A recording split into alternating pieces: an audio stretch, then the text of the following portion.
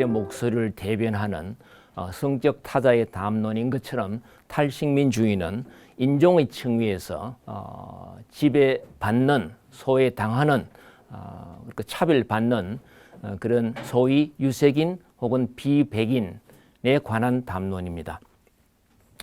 자, 그 탈식민주의의 역사와 이론에 대해서 잠시 오늘 소개를 드릴 텐데요. 여러분들 갖고 계신 핸드아웃을 기반으로 제가 몇 가지 내용을 말씀드리겠습니다. 탈식민주의의 시작 혹은 뿌리에 관해서는 논란이 많습니다. 언제부터 탈식민주의였는가? 제 개인적인 생각으로는 18세기 해방 노예들이 발간한 그런 자서전과 회고록이 탈식민주의의 시작이라고 할 수가 있습니다. 그러니까 상당히 미미했지만 개인적인 차원에 머물렀지만 그러나 그 문헌학적인 역사에서 봤을 때 이 18세기 해방 노예들의 자서전과 회고록이 탈식민주의의 일종의 시작이라고 할 수가 있죠. 거기 보면 솔로몬, 그로니소, 그리고 쿠구아노, 에퀴아노 이런 해방 노예들은 대개의 경우 아프리카 출신 흑인이고 그리고 미국이나 서인도 제도의 노예로 팔려갔다가 자유의 몸이 된 후에 반노예 제도 운동을 펼친 인물들입니다.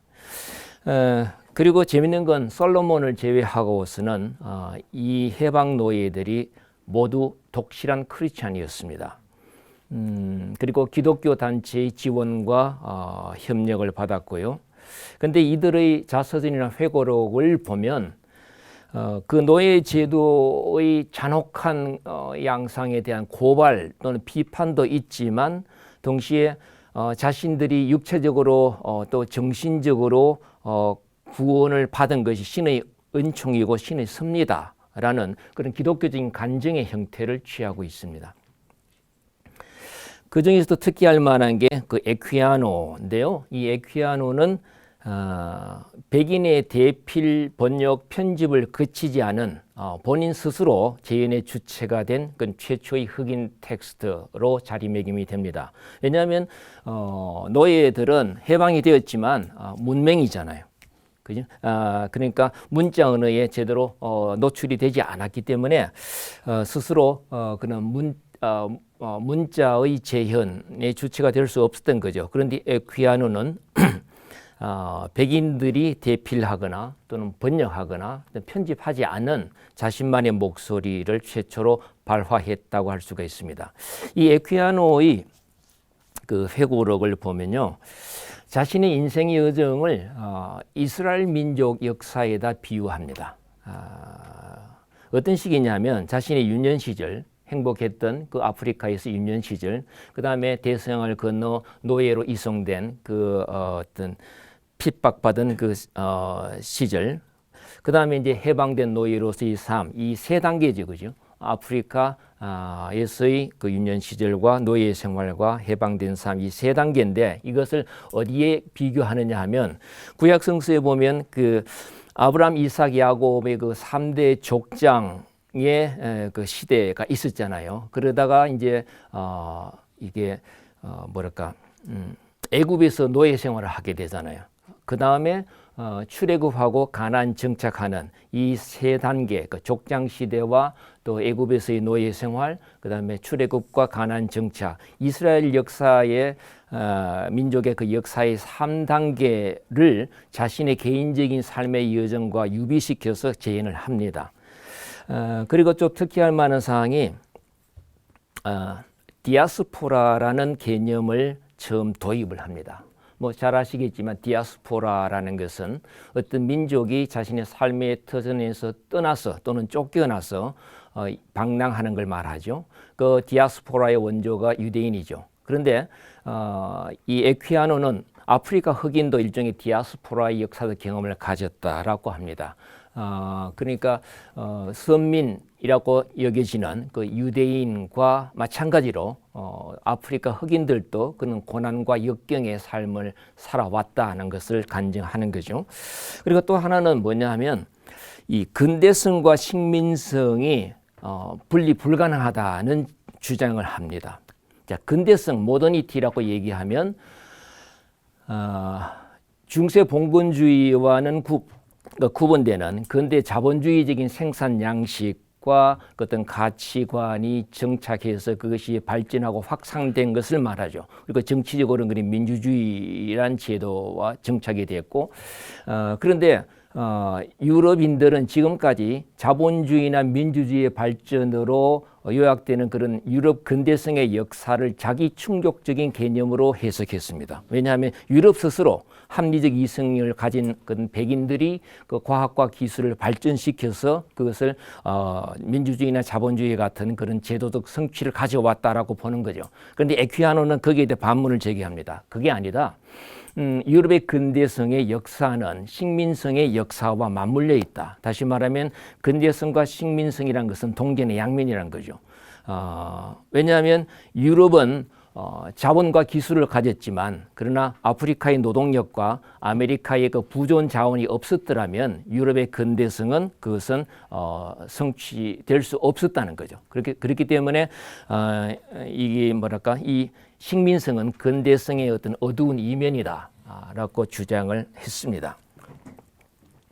자, 그 다음에 이제 여러분이 잘 아신 IT 혁명이 벌어지죠. 그 해방 노예들에 의한 최초의 주권 국가가 설립이 됩니다. 그런데 여기서 우리가 눈여겨 볼 만한 것은 분명히 흑인들의 정치적 주권을 찾기 위해서 IT 혁명을 일으켰지만 그 속에서 내부 갈등이 벌어집니다. 그게 뭐냐면 순혈 흑인 또는 혼혈 흑인과의 내부 갈등이죠. 그러니까 글쎄요, 순혈 흑인 또는 혼혈 흑인이란 그 구분 자체가 상당히 자기적이긴 하지만 그러나 흑인들 내부에는 그 사이에는 이런 것이 중요한 차이로 여겨졌던 것 같아요. 그래서 좀 더 덜 섞인 흑인, 백인과 좀 더 덜 섞인 흑인과 좀 더 많이 섞인 흑인과의 차별성을 주장하면서 순혈 흑인이 이 모든 정치적 주권 운동의 중심이 되어야 된다라고 주장을 했죠. 자, 그러다가 그 제가 나눠드리는 핸드아웃 세 번째에 보면 흑인 민족주의, 블랙 내셔널리즘이 본격적으로 발행이 됩니다. 자, 일본의 해방 노예들의 자서전과 회고록은 개인적인 차원에 머물러 있었습니다. 그러다가 이게 이제 19세기 후반부터 그게 하나의 집단성과 연속성을 갖게 됩니다. 하나의 운동사적 의미에서 포스트 콜로니얼리즘, 탈식민주의가 시작이 된 거죠. 자, 거기 보면 마틴 로빈슨 딜레이니, 알렉산더 크로멜, 프레드릭 더글라스 같은 흑인들이 나오는데 다 노예의 아들들입니다. 노예의 아들들이고 이들이 갖고 있는 공통점이 뭐냐 하면 세 가지입니다. 기독교의 영향을 많이 받습니다. 그러니까 우리가 그 18세기 해방 노예들의 자서전과 회고록도 기독교 영향이 아주 강했다 그랬죠. 19세기 후반에 이 흑인 민족주의도 보면 기독교의 영향이 절대적입니다. 그다음에 앵글로색슨 문명에 상당히 동화가 되어 있습니다. 상당히 아이러니하죠. 앵글로색슨 문명이 자신들을 식민화하고 그렇게 노예화했던 그런 그 주범인데 그 앵글로색슨 문명에 공감하고 동화했죠. 특히 앵글로색슨 문명의 그 인본주의 또는 계몽주의에 많이 경도되어 있습니다. 그리고 또 한 가지 특징은 엘리트주의입니다. 뭔가 먼저 깨우친 흑인이 그렇지 못한 무지몽매한 흑인들을 이렇게 깨우쳐야 된다. 이게 이제 흑인 민족주의 운동에서 굉장히 일관되게 계속되어 왔던 문제적인 전통입니다.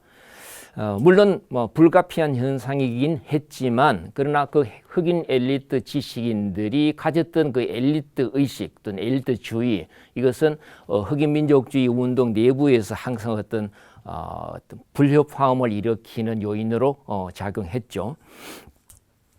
자, 그런데 그 3번에서 에드워드 블라이던이라는 인물에 대해서 우리가 좀 주목할 필요가 있습니다. 이 블라이던은 다른 사람들과는 달리 노예의 아들이 아니었습니다. 미국 중산층 흑인 가정 출신이었고, 그런데 이 브라이든이 이제 자기는 미국 사회의 엘리트라고 생각했는데 그 미국 그 뉴저지 럭걸스 신학대학에 진학하려다가 흑인이란 이유로 거절당합니다. 어드미션이 안 나온 거죠. 그래서 일종의 현타가 온 겁니다. 아, 내가 바로 니그로구나. 자신은 니그로가 아니라고 생각했는데 나 역시 니그로였구나라는 것을 깨닫고 이런 반인종주의 운동에 이제 몰두하게 되는 거죠. 근데 이 블라이든이 추구한 게 뭐냐 하면 아프리카 중심주의입니다. 흑인이 미국 사회에 사는 한 영원한 2등 시민이다.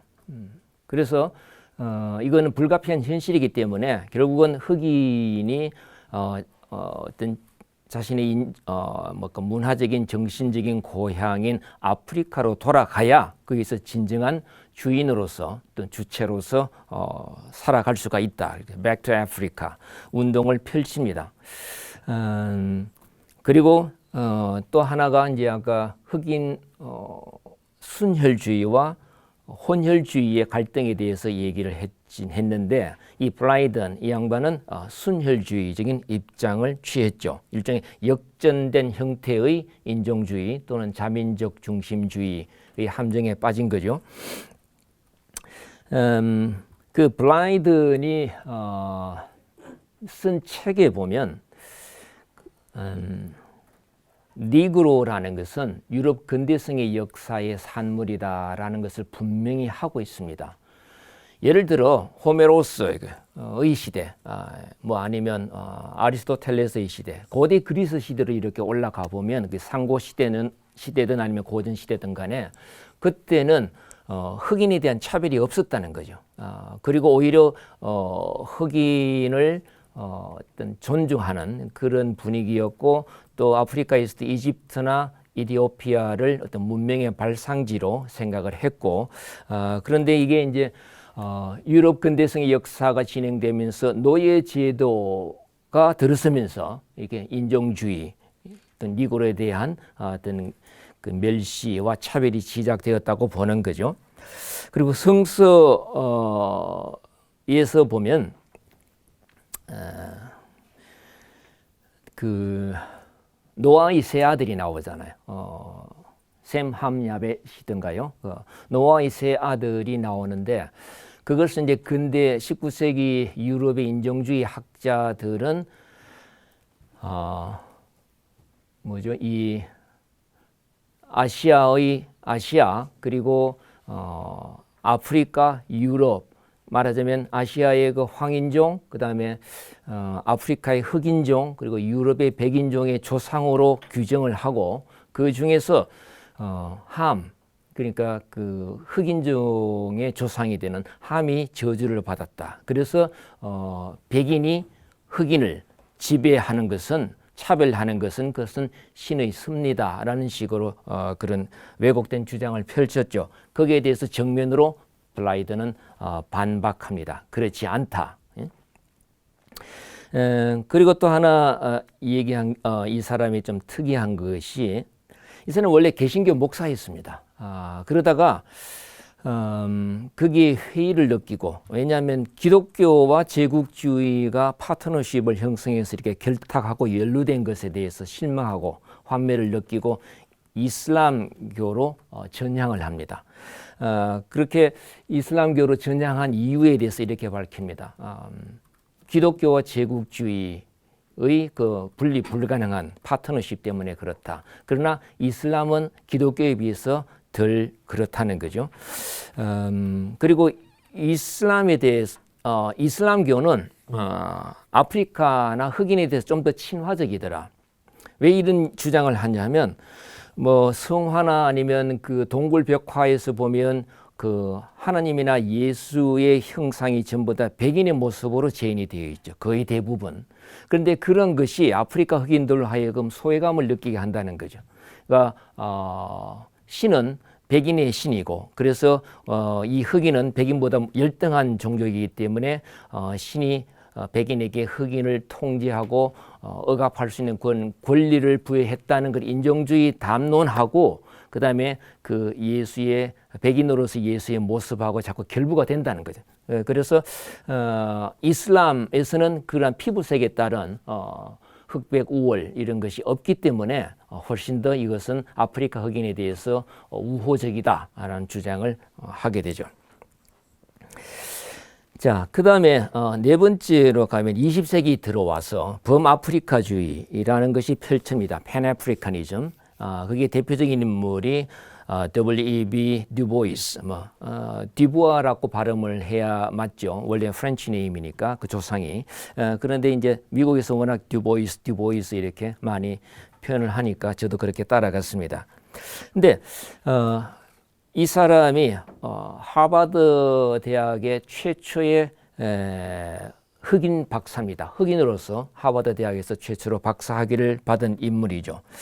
그런데 재미있는 게 이 사람이 그렇게 흑인 엘리트로서의 성공 신화를 써내려갔지만 자신이 흑인이라는 것을 깨달은 것이 언제냐 하면 테네시주에 있는 피스커 대학, 흑인 대학입니다. 거기서 흑인 학생들의 그 고통과 고민을 같이 겪으면서 자신이 흑인이구나라는 걸 깨닫게 되는 거죠.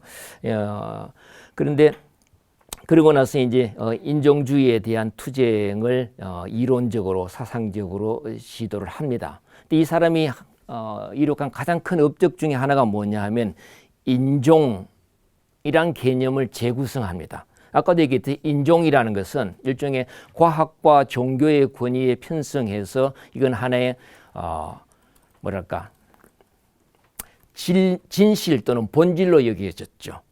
그건 너무나 당연한 것으로 받아들여진 것인데 그런 인종이란 것이 과연 존재하는가?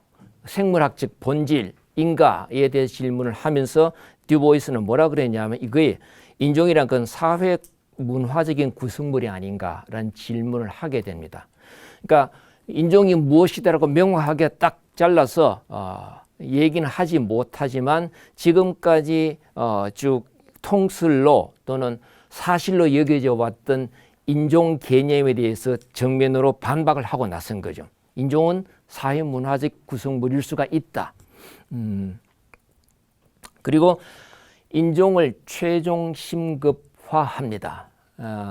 그러니까 가령 마르크스주의자들은 계급을 우리가 살아가는 이 사회의 가장 중요한 모순의 원인으로 생각을 하고 거기에 개입하려고 하죠. 페미니즘에서는 젠더나 섹슈얼리티를 가장 중요한 심급으로 생각을 하죠. 그런데 이 듀보이스는 인종이 컬러 라인, 인종 장벽이 20세기의 가장 중요한 문제다라고 천명을 합니다. 그래서 인종을 어떤 이런 과학적인 또 학문적인 탐구의 대상으로 끌어들이는 거죠. 그리고 이제 이 듀보이스는 아프리카를 정치 공동체로 상정을 하게 됩니다. 이게 팬아프리카니즘이 바로 그건데 아프리카의 다양한 그 여러 국가들 식민지 상태에도 있었고 또 독립한 국가들도 있었는데 아프리카라는 그런 대륙을 하나의 지정학적인 공동체로 상정을 하면서 유럽에 대항하는 또 미국에 대항하는 하나의 저항 담론의 주체로서 아프리카의 특정한 민족 국가가 아니라 아프리카 자체를 상정을 하게 되는 거죠. 그래서 그게 팬아프리카니즘, 범아프리카주의라는 그런 저항 담론이 형성되는 겁니다. 그리고 이제 아까도 얘기했듯이 그 뭐 혼혈 흑인과 순혈 흑인 간의 갈등이 늘 흑인 민족주의 내부에 있었다 그랬는데 미국 내부에서도 보면 이게 이제 분리주의와 통합주의의 두 노선이 팽팽하게 긴장 관계를 이루고 있었어요. 분리주의라는 것은 흑백 분리하자는 거죠. 백인들하고 같이 살아봤자 이것은 희망이 없다. 또 통합주의는 뭐냐 하면 백인 주류 사회의 흑인들이 잘 열심히 일하고 돈 벌어서 동화하는 것이 흑인이 살 길이다고 주장하는 거죠. 이렇게 두 노선이 대립하고 있었는데 이 듀보이스는 그런 분리주의와 통합주의의 어떤 그 뭐랄까 조화 또는 균형을 시도를 합니다. 그리고 이제 이 양반이 그 후기에는 마르크스주의에 경도하게 됩니다. 그러니까 어떻게 보면 탈식민지 역사에서 최초로 마르크스주의를 이 흑인민족주의와 결합시킨 체계적으로 결합시킨 인물이라고 할 수가 있습니다. 그래서 이제 소련 그 당시에 소련과 중국을 방문하면서 미국에 대한 대안으로서 그런 제휴를 맺기를 원했던 거죠. 그런데 이제 이게 문제가 뭐냐 하면 이런 듀보이스가 추구한 흑인 민족주의가 백인 공산주의와 뭔가 파트너십을 형성하려고 했는데 그게 잘 안 됐어요. 왜냐하면 듀보이스가 또 역시 실망한 게 뭐냐면 이 백인 노동자들은 이 흑인 원주민들의 동포라고 생각했는데 형제라고 생각했는데 그래서 손을 잡고 싶었는데 그렇다면 이 백인 엘리트들이 추구하는 이 미국 자본주의 또는 제국주의를 공동의 적으로 같이 투쟁을 할 수가 있잖아요. 그런데 그런 걸 꿈꿨는데 실제로 그 현장에서는 보면 백인 노동자들은 흑인들을 자기보다 못한 비천한 그런 존재로 생각하면서 진정한 그 형제에 근거한 파트너십 형성이 되지 않았습니다. 그래서 거기에 대한 실망을 많이 토로하기도 했죠. 자, 범아프리카주의가 영어권을 중심으로 펼쳐진 그런 흑인 민족주의 운동이라면 그 다음에 5번에 있는 네그리투이드라는 것은 불어권을 중심으로 펼쳐진 흑인 민족주의 운동입니다. 뭐 굳이 번역하자면 흑인 정체성 회복 운동이라고 할 수가 있죠. 1930년대 프랑스 파리에 유학하던 프랑스 식민지 출신 지식인들이 모여서 하나의 스터디 그룹을 결성합니다. 그리고 이제 동인지도 발간하고 하는데 거기에 대표적인 인물들이 카리브 연안의 마르티니크 출신의 에미 세제르와 그다음에 아프리카 세네갈 출신의 레오폴드 생고르가 있었습니다. 그런데 이 두 사람이 하나의 펼쳐낸 공통된 아젠다가 뭐냐면 지금까지 니그로는 너무나 수치스럽고 굴욕적인 그런 기표였는데 이것을 그대로 우리가 받아들이자. 그래서 니그로는 더럽고 약하고 추하고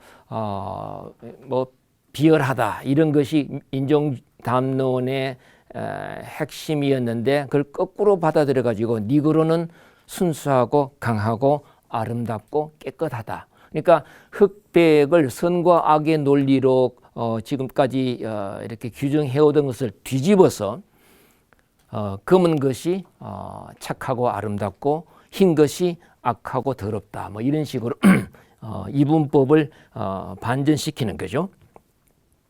자, 그런데 여기서도 역시 혼혈 흑인과 순혈 흑인의 내부 갈등이 이루어집니다. 근데 세제르는 카리브 연안 출신이잖아요. 그러니까 카리브 연안이 워낙 모든 인종이나 문화가 죄송합니다.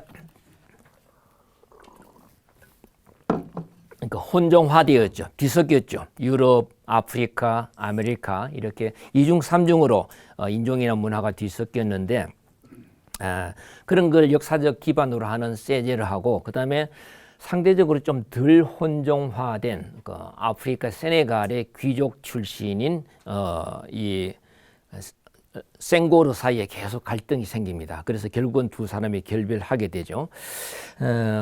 어쨌든 이것은 흑인 민족주의가 19세기 말부터 그리고 범아프리카주의에서나 그다음에 네그리투이드에서나 계속 되어 온 게 소위 순혈과 혼혈 사이의 내부 긴장이라고 할 수가 있습니다. 자, 그다음에 여섯 번째가 파농주의라고 제가 표현을 했는데요. 제 개인적인 생각으로는 탈식민지 역사에서 가장 중요한 인물이 프란스 파농이라고 생각합니다. 프란스 파농은 이 세제르의 제자였죠. 그러니까 그 마르티니크 섬에서 자라난 인물인데 파농 역시 세제르처럼 프랑스로 유학을 갑니다. 거기서 유럽의 어떤 문화적 세례를 받고 유럽의 이론과 사상을 공부해서 유럽에 대항하는 어떤 저항 담론을 만들어 가는 거죠. 그러니까 일종의 아이러니라고 할 수가 있는데 유럽의 그 유럽 중심적인 이론을 전유해서 유럽의 근대성을 비판하는 수단으로 사용하고 있습니다. 그러니까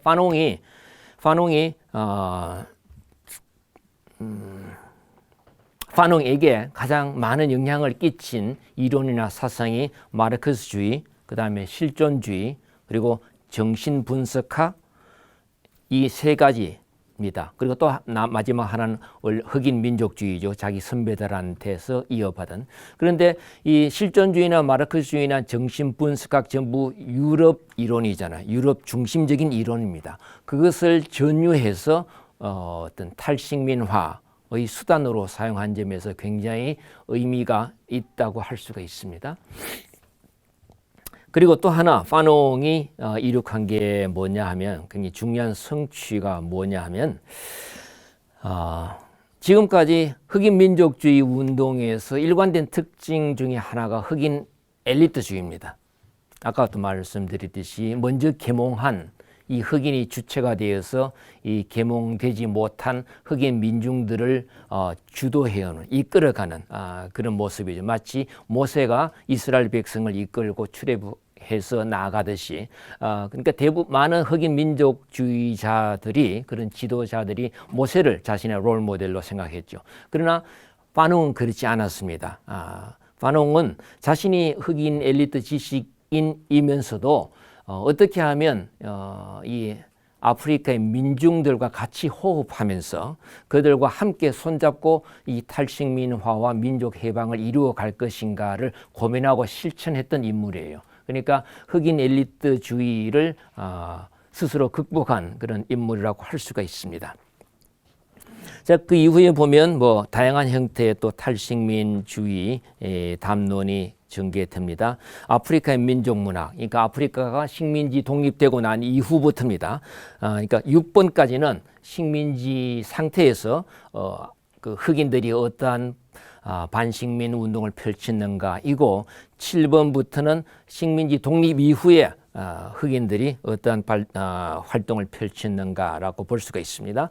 자, 7번의 아프리카 민족문학에서 꼭 지적하고 싶은 것이 치누아 아체베와 응구기와 띠옹의 그 논쟁입니다. 이게 뭐냐면 아체베는 나이지리아 출신 작가고 응구기는 케냐 출신 작가입니다. 그러니까 탈식민 문학의 어떤 양대 거장이라고 할 수가 있습니다. 근데 아체베는 이런 얘기를 했어요. 식민지 독립 이후에 아프리카 작가가 어떤 매개어로 활동을 해야 되는가, 아프리카 민족 문학의 언어는 무엇이어야 되는가에 대해서 아체베는 영어가 답이다라고 얘기합니다. 왜냐하면 나이지리아만 하더라도 수백 개의 부족 국가들이 있는데 그 많은 부족 국가들이 갖고 있는 부족 언어로 소통이 안 되잖아요. 그러니까 영어라는 그런 지배자의 언어를 전유해서 있던 피지배자의 목소리를 표현하는 수밖에 없다라고 주장을 합니다. 거기에 비해서 이제 이 케냐의 응구기는 그런 발상 자체가 이미 제국주의에 동화된 정신적으로 식민화된 지식인의 표본이다라고 공격을 합니다.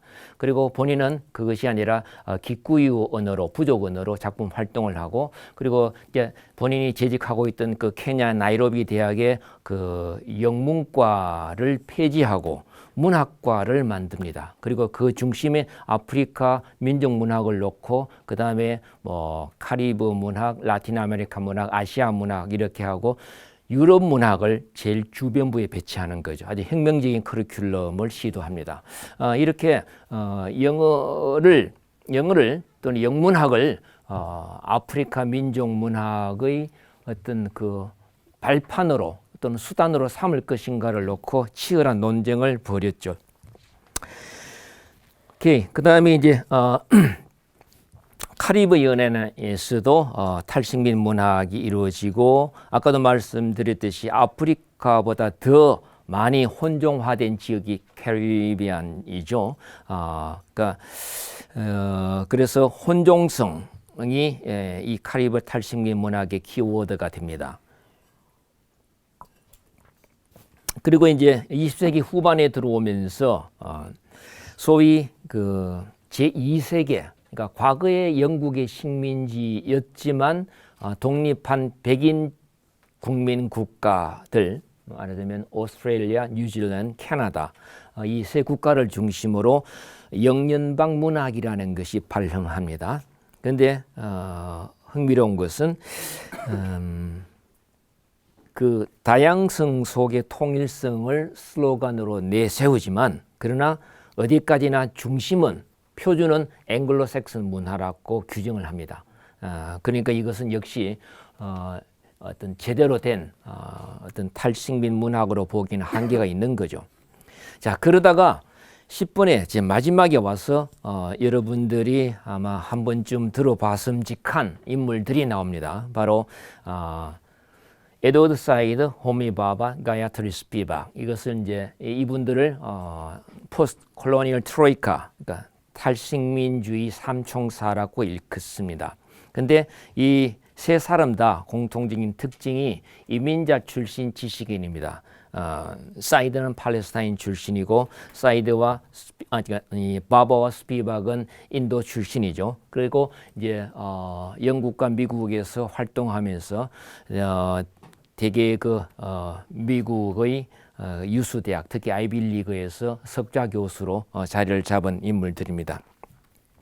자, 이게 어떤 전환점을 형성했느냐 하면 그러니까 한때 그 이론의 홍수의 시대가 있었죠. 뭐 후코, 데리다, 뭐 락강, 들레저 그런 유럽의 소위 고급 이론, 하이 티어리, 정말 난삽한 그런 이론들이 우리나라에도 많이 밀려왔는데 그 유럽의 고급 이론이 제3세계 역사나 문화에 개입해서 뭔가 새로운 담론을 만드는데 그것이 탈식민주의 이론이라고 이름이 붙여졌습니다. 그리고 사실은 포스트콜로니얼 티어리라고 했을 때 그 포스트콜로니얼 탈식민주의라는 명칭이 처음 생긴 것도 이때입니다. 20세기 후반에 들었습니다. 그러니까 이전에는 반식민주의란 말이 유통이 되었고 사실은 지금 제가 얘기하는 이런 의미에서 탈식민주의라는 것은 없었습니다. 그 명칭이. 자, 그런데 이렇게 유럽의 이론이 이렇게 적용이 되어서 이식이 되어서 제3세계 역사를 재구성하는 탈식민주의 이론이 만들어지다 보니까 그러니까 문제는 뭐냐 하면 전부 다 이 바바나 사이드나 스피박의 개인적인 여정이 그렇듯이 이민자 출신 지식인이 미국의 유수 대학의 석좌 교수로 다 자리를 잡았단 말이에요. 빅네임 스칼라가 됐는데 자, 그런데 그렇게 미국의 제도권 아카데미에 안착을 하다 보니까 원래 아프리카를 중심으로 제3세계 전반에 걸쳐서 진행되던 그런 굉장히 전복적인 혁명적인 그런 반식민 담론이 상당히 희석이 되어버린 거죠. 중화가 되어버린 거죠. 그래서 좀 미국 독자들도 서구 독자들도 좀 별 부담 없이 거부감 없이 즐길 수 있는 좀 말랑말랑한 좀 부드러워진 그런 담론이 되어 버렸습니다. 그래서 이걸 두고 탈식민주의가 제도화 되었지만 그러나 뭔가 그 원래의 전복성은 상실했다라고 평가를 하고 있습니다. 자, 그 다음 페이지로 갈까요? 제가 시간 조절을 못하네요. 좀 스피드업을 하겠습니다.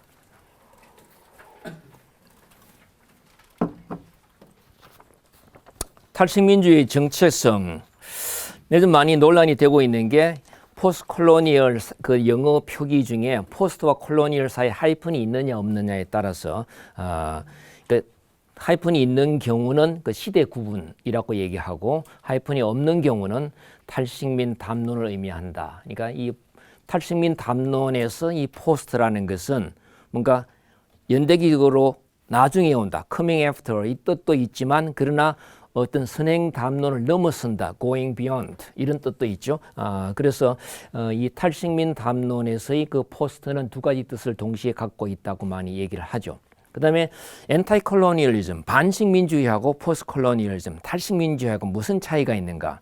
이 반식민주의라는 것은 적과 동지 우리와 그들의 어떤 그 경계선이 분명합니다. 그래서 전통적인 마르크스주의처럼 뭔가 이 반식민주의 담론에서는 그 식민주의 담론이 저기에 있고 거기에 맞서서 그 식민주의 담론 바깥에서 이렇게 그 저항하고 싸우는 걸 의미하죠. 그러니까 어떤 그런 전선이 분명한 걸 말합니다. 그러나 탈식민주의는 혼종성을 기본적인 전제로 깔고 있기 때문에 이것은 식민주의와 반식민주의라는 것이 이렇게 이분법적으로 딱 구분될 수 있는 게 아니다. 그러나 이 둘 사이에 어떤 클리어컷한 뭔가 분명하게 그어질 수가 있는 그런 차이가 있는 게 아니고 그건 항상 서로 뒤엉켜 있다. 중첩되어 있다는 걸 강조하는 거죠. 그러니까 혼종성이 탈식민주의 담론의 특징이라고 할 수가 있습니다. 자, 그리고 뭐 일부 학자들은 디콜로니제이션, 탈식민화하고 탈식민주의하고는 다르다. 이 탈식민화라는 것은 정신적으로나 어떤 물질적으로나 진정 유럽 중심주의에서 이제 벗어나는 걸 의미하는데 이 탈식민주의는 정체성이 이상해지다 보니까 아까도 말씀드렸지 유럽의 어떤 지식과 자본과 뭐 이런 것이 자꾸 개입되어서 제도화되고 서구화되다 보니까 정체성이 애매모호해지는 거죠. 그래서 이 포스트 콜로니얼리즘은 오히려 포스트 모더니즘의 어떤 브랜치다, 그런 부산물이다 이렇게 얘기를 하고 있죠. 그러니까 포스트 콜로니얼리즘이 피해자의 어떤 저항인데 이게 포스트 모더니즘은 유럽의 자기 반성이잖아요. 가해자의 자기 성찰이잖아요. 그에 어떤 편입이 되어 버렸다고 보는 거죠. 그러니까 포스트 콜로니얼리즘의 어떤 정체성 자체가 애매해진다고 많이 비판을 받고 있습니다. 자, 그다음에 뭐 포스트 모더니즘과의 관계, 페미니즘과의 제휴 뭐 이런 것은 제가 좀 넘어가겠습니다. 저기 6번으로 한번 가보시죠. 제4세계 문제가 나옵니다. 그러니까 탈식민주의가 제3세계가 중심이 되고 주체가 된 저항 담론이다 보니까 항상 제1세계와 제3세계 사이의 그 대립 관계를 기본 프레임으로 합니다. 그런데 그렇게 되었을 경우에 제3세계에 속하지 못하는 제3세계 내부의 타자 이른바 제4세계에 대해서는 탈식민주의 담론이 너무 무관심한 거 아니냐, 너무 침묵하고 있는 것이 아니냐 이런 비판도 많이 제기되고 있습니다. 그게 제가 몇 가지 예를 들어놨죠. 그 다음에 이제 탈식민주의 담론에서 요즘 한참 뜨겁게 진행되는 핵심 쟁점 몇 가지만 소개하겠습니다.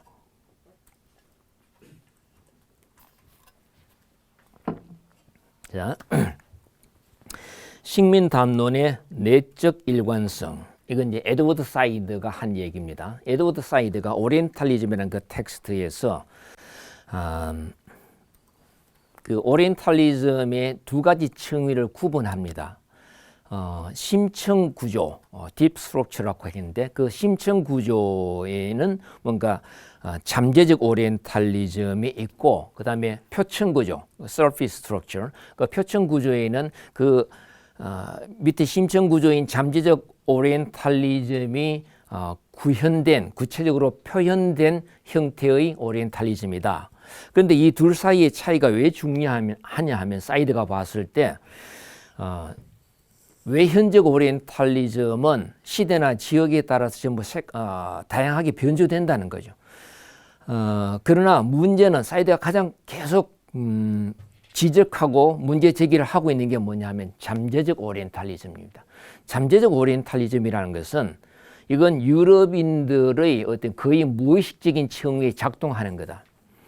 불균등한 권력 관계 때문에 유럽과 비유럽 사이의 그런 식민주의 역사의 어떤 경험 때문에 유럽인들은 아무리 진보적인 작가나 아니면 뭐 사상가라고 하더라도 유럽인들은 동양을 만나는 순간 어느새 인종주의자, 제국주의자로 서게 된다.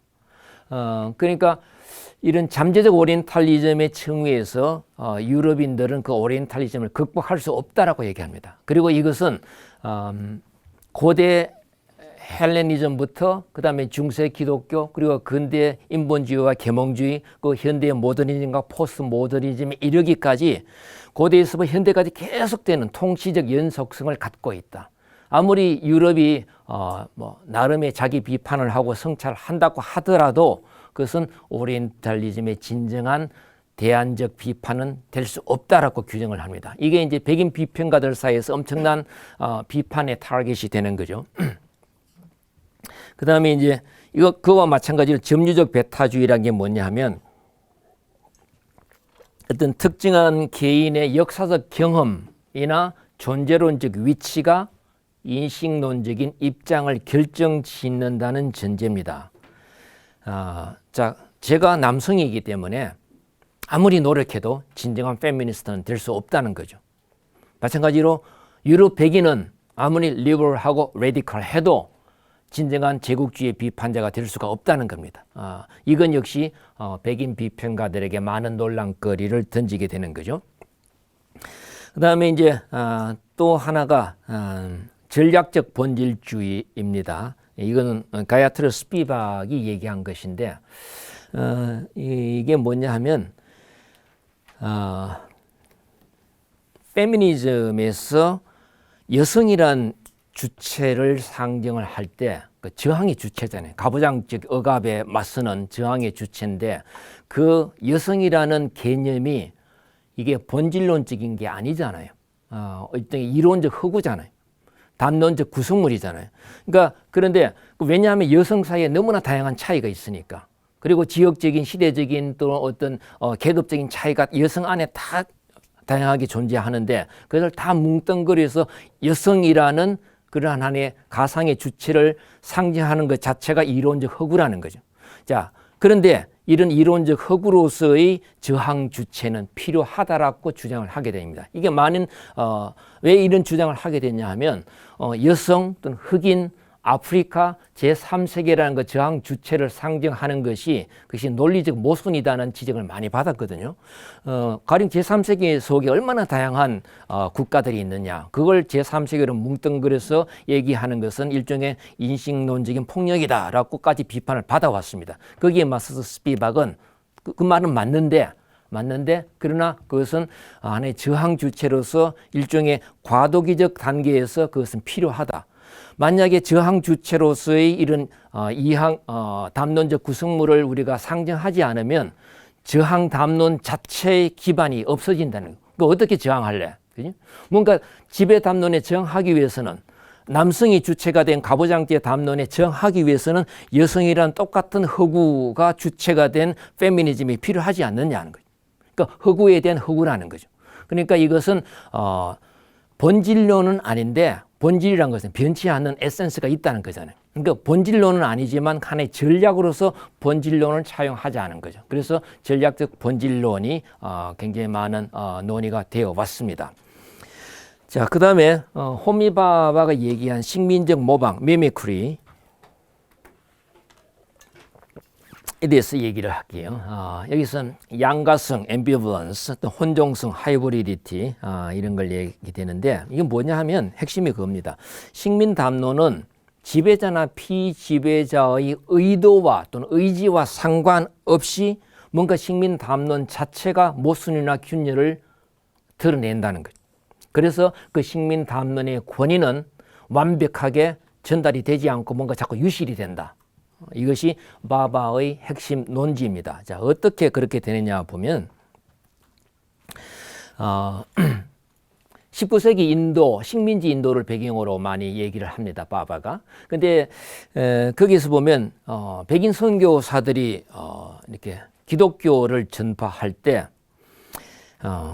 기독교의 중생에 관해서 얘기를 했을 때 그것을 힌두교들을 믿는 인도 원주민들은 어떻게 받아들이느냐 하면 그게 born again 하는 그 중생이라는 개념을 그야말로 우리식으로 말하는 중생, 인간이 브라만 계급으로 거듭나는 뭐 이런 걸로 이해를 하는 거죠. 아니면 힌두교의 그 윤회서를 통해서 그걸 또 받아들이거나 이렇게 되어버리는 거고 또 기독교의 그 제의 중에 가장 핵심이라고 하는 성찬과 세례가 있을 때 세례는 받아들입니다. 물로 세례는. 그런데 성찬은 받아들이지 않아요. 왜? 피를 마시고 살을 먹는 거잖아요. 그러니까 채식주의자인 힌두 교도들에게는 그것은 너무나 우스꽝스러운 제의 형식이 되는 거죠. 그래서 뭔가 기독교의 핵심 교리 중에 뭔가 일부는 받아들이고 일부는 받아들이지 않는 것, 일종의 환유적인 그 재현을 하게 되는데, 이런 것을 바바는 가리켜서 저항이라고 얘기를 합니다. 그러니까 저항이라고 얘기하면 뭔가 피지배자가 자유의지를 갖고 거기에 정치적으로 맞서는 것을 저항이라고 얘기하는데, 바바가 의미한 저항은 그게 아니라 식민 담론 자체가 그 실천되는 과정에서 드러내는 모순이나 균열, 이것을 저항이라고 얘기합니다. 왜 그러냐? 모든 담론은, 모든 문화는 번역이라는 과정에 노출되기 때문에 그렇다는 거예요. 그러니까 기독교가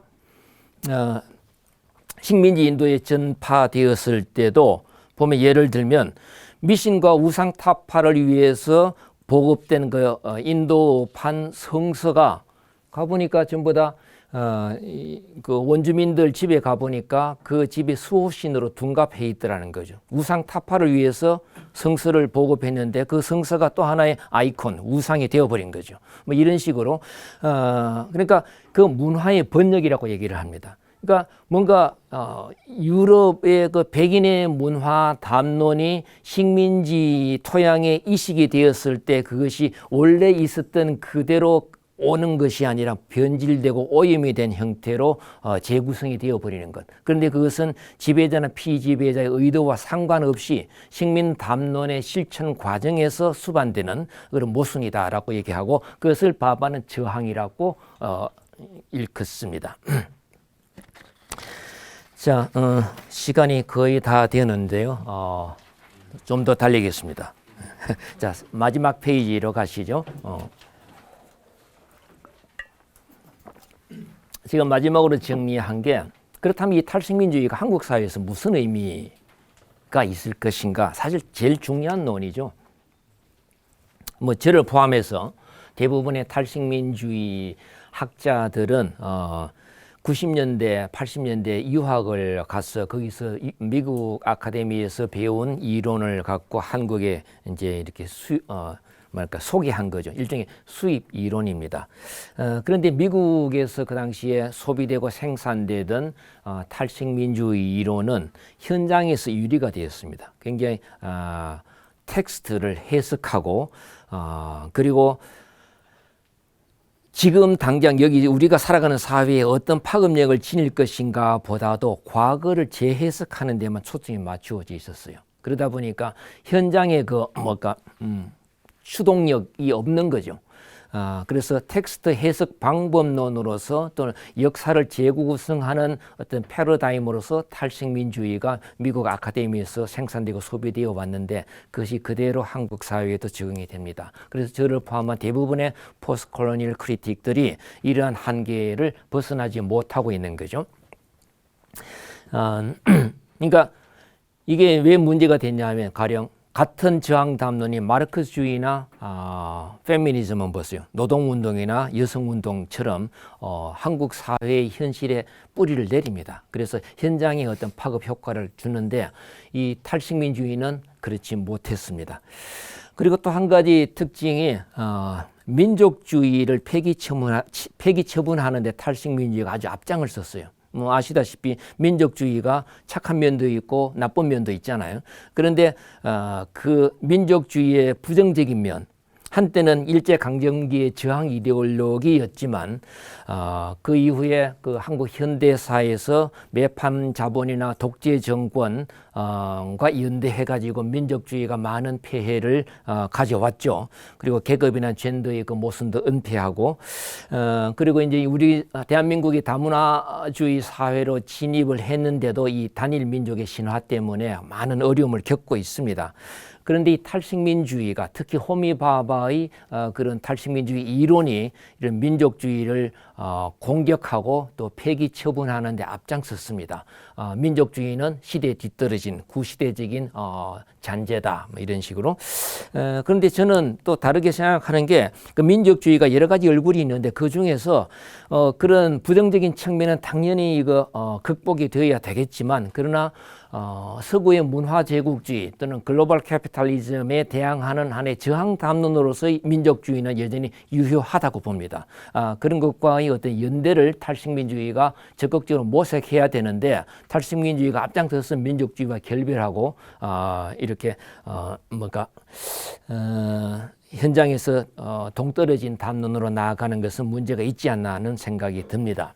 그 다음에 마지막으로 제가 그럼 좀 더 적극적인 의미에서 탈식민주의가 한국 사회에서 할 수 있는 역할이 뭘까? 저는 다문화주의와의 연대라고 생각을 합니다. 싫든 좋든 뭐 저는 긍정적으로 평가하지만 대한민국은 이제 다문화 국가로 들어섰습니다. 그런데 이제 다문화주의가 아직 하나의 이론으로서 또는 운동으로서 제대로 정착하지 못하고 정부 주도형의 정책에 머물러 있죠. 그리고 이제 그 다문화 정책의 가장 중요한 문제점이 뭐냐 하면 소위 다문화 가정으로 일컬어지는 그런 한국 내부의 인종적 문화적 타자에 대해서 굉장히 억압적으로 때로는 폭력적으로 이렇게 다가서면서 그리고 뭔가 시혜를 베푸는 온정주의적인 입장을 갖고 있습니다. 저는 그런 것을 어떤 뭔가 자기 성찰을 통해서 극복을 해야 된다라고 보는데, 그런 다문화주의의 어떤 현장 또는 운동하고 이 탈식민주의의 어떤 이론적인 그 성찰 이런 것이 결합이 되면 상당히 시너지 효과가 있지 않을까라고 저는 생각하는 거죠. 그래서 늘 이게 아직까지도 우리와 그들식의 그런 이분법에 사로잡혀 있는데, 소위 우리도 또 그들도 모두가 다 글로벌 디아스포라의 산물이고 또 세계 자본주의나 서구 문화 제국주의에 대해서 할 때 공통의 피해자다, 피지배자다라는 의식을 갖고 있으면 이것은 어떤 적극적인 투쟁의 연대가 가능하다고 봅니다. 그리고 가장 중요한 것은 그 다문화주의 또는 다문화 운동의 핵심은 우리가 그들을 포용하는 게 아니라 포섭하는 게 아니라 우리가 변화하는 것이. 그러니까 이게 민족주의의 신화에 물들어 있는 우리가 스스로 깨어지고 우리 스스로 뭔가 자기 성찰을 하는 계기가 있어야 되는데, 그것이 저는 탈식민주의에서 그런 역할을 어느 정도 할 수 있지 않나라고 생각을 해봤습니다. 예, 이상으로 제 강연을 마치겠습니다.